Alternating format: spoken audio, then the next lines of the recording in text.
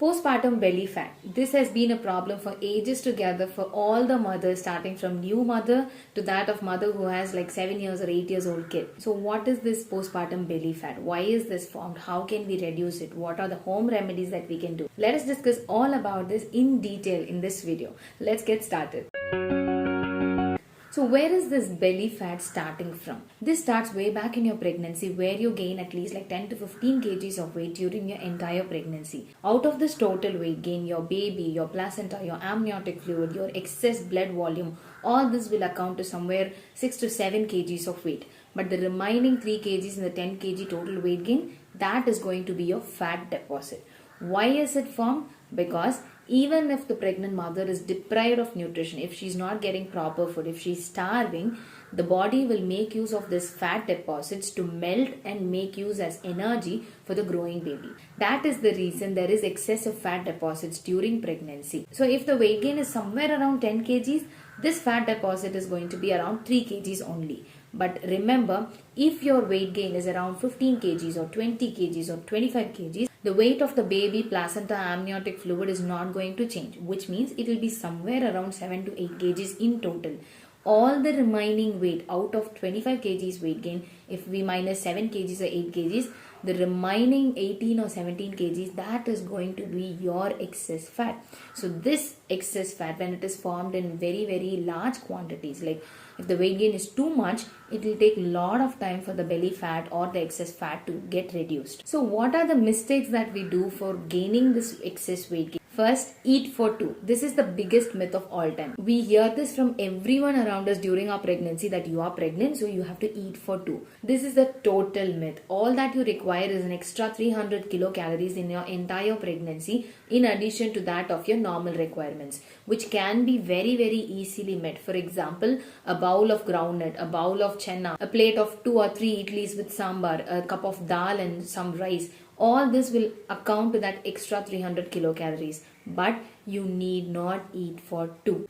Just store this in your mind and lock it away that you need not eat for two. This is the biggest mistake leading to excess weight gain in pregnancy. Number 2, so there could be fat deposition in the abdomen, because when the abdomen is constantly expanding, the fat gets deposited in the subcutaneous, that is beneath the skin layer, where there is excess fat deposition leading to big belly. Third, it could be because of the stretched skin as well. Because of the growing, expanding fetus, because of the uterus getting bigger and bigger in size, the abdomen gets stretched a lot. Once the baby is born, the abdomen doesn't come back to the zero size within some days.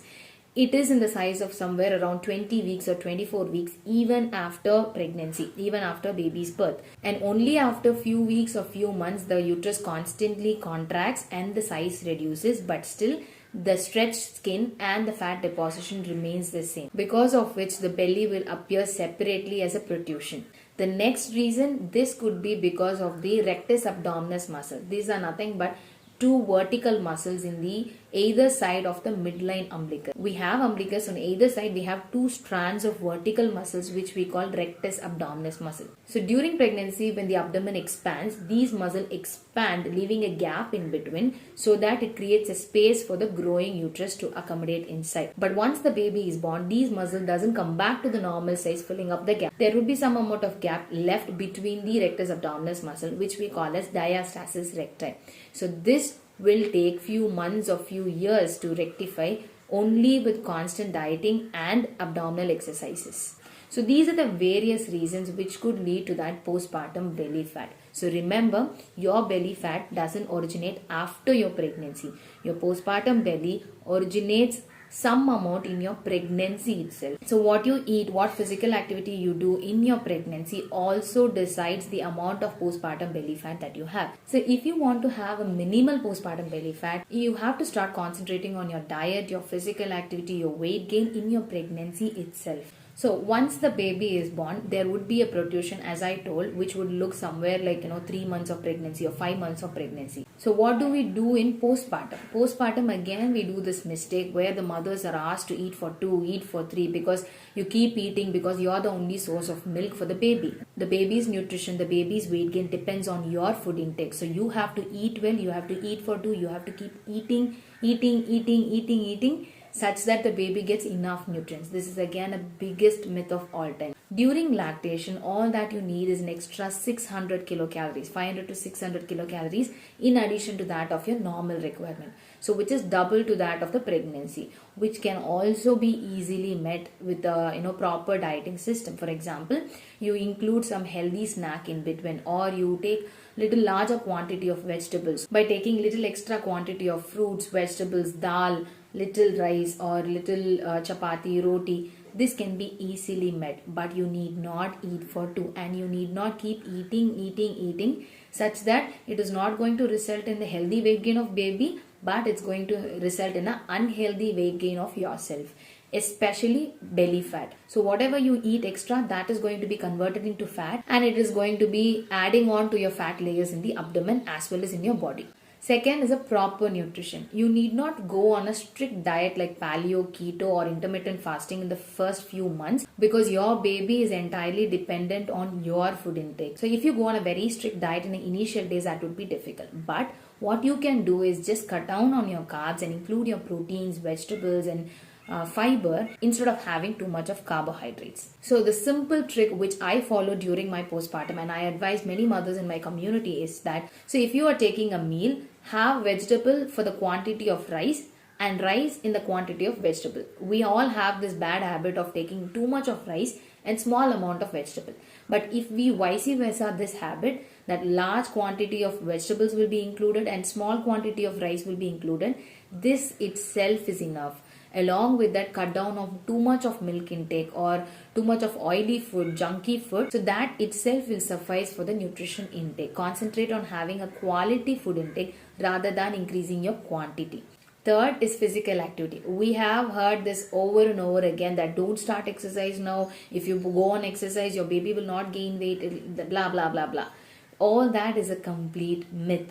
You can start normal walking within weeks after your delivery, be it normal labor or C-section. All that you need is little motivation, and you start with your mild walking or physical exercise within the home. You need not do high intensity workouts or hit the gym within first few weeks. That is absolutely not needed. You can start with home-based mild walking or stair climbing or abdominal workouts after 3 months of your childbirth. So if you had a normal labor, you can resume your physical activity as early as 8 weeks, including walking or exercise. If you had a C-section, you can resume it after 12 weeks, that is 3 months. So be it normal labor or C-section, you are very well fit to start your exercise routine after 3 months. But if you had any complications in your labor or any infection in your stitches, you can definitely ask your gynecologist for opinion before starting on the exercises. As I told earlier, start with mild walking, mild workouts or mild abdominal exercises. Understand your body, listen to your body. If there is any signal that your body is not able to cope up with, slow it down. Otherwise, you can gradually increase the pace. You can go walking for 1 hour, or you can do abdominal core workouts for 30 minutes or yoga for 30 minutes, whatever it is up to you. Choose any one physical activity that you're comfortable with and start doing it consistently to see the result. Remember, consistency is the key in reducing the postpartum belly fat. You also need to focus on core workout, which will target the abdominal muscles in order to reduce the postpartum belly fat. So you go for normal walking and you do a proper dieting. Along with it, if you also focus on mild to moderate abdominal core workout, that will help you with reduction of postpartum belly fat. So in some women, if there was too much of excess weight gain during pregnancy, the diastasis recti would be so worsened that it may even need a surgery. So if you have a very large belly fat in compared to that of your entire body proportion, do visit your gynecologist to check on the same and seek the medical advice and follow it accordingly. So you can start your workouts or physical activity from 3 months itself. Once your baby is started on complementary feeds, that is after 6 months, where the baby would get half of its nutritional requirement from complementary feeds, you can very well go on a strict diet where you could start intermittent fasting, paleo or keto, whatever it is. But during the first 6 months, try to avoid such kind of diet. After 6 months, you can choose to start on high intensity workouts or strict diet, which will lead to faster results. So take it step by step in order to reach your dream result. But postpartum belly fat is something that can be reduced with little bit of motivation, too much of consistency and proper guidance. So remember, your nutritional requirement need not be for 2 or 3. It has to be just extra 300 kilocalories in your pregnancy and extra 600 kilocalories to that of your normal routine in your lactation period. And physical activity, you can be very well physically active throughout your pregnancy. If you had some medical condition that requires rest, you can definitely follow that. Otherwise, in normal pregnancy, you are always fit to walk around, do any exercises.